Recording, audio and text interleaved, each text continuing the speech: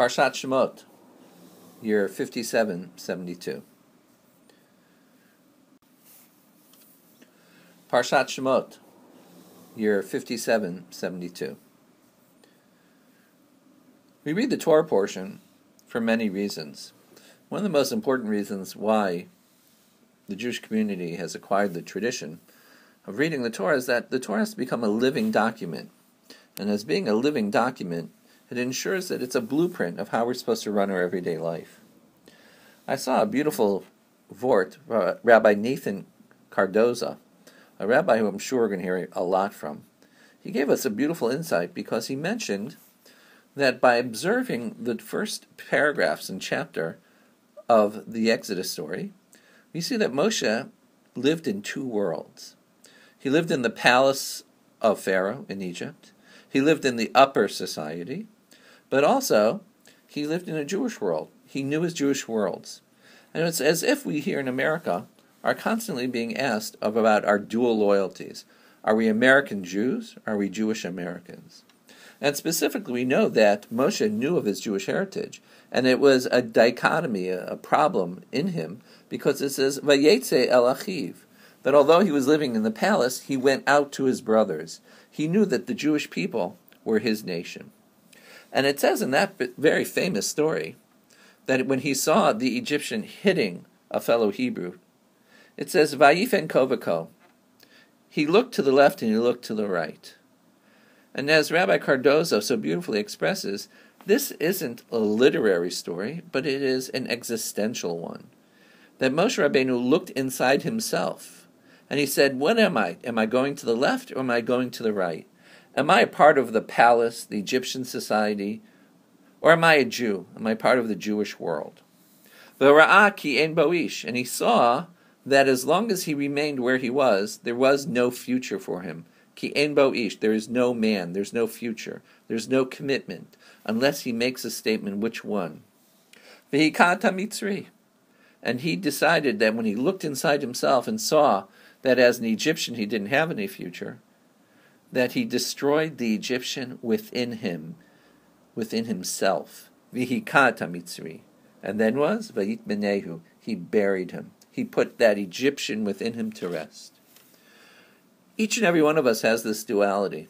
In fact, as we said, the anti-Semitics of the world always question our dual loyalties.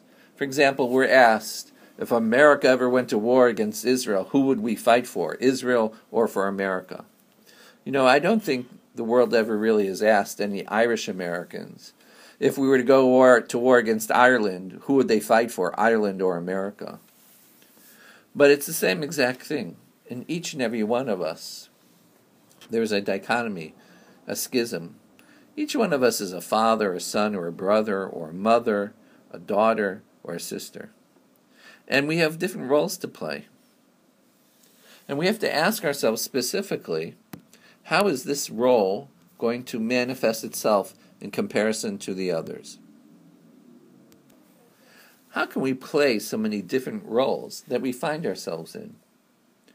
And in Moshe Rabbeinu's time, Egypt and Jew meant opposites, because the Egyptian society was a society that believed in slavery, in polygamous and inappropriate marriages.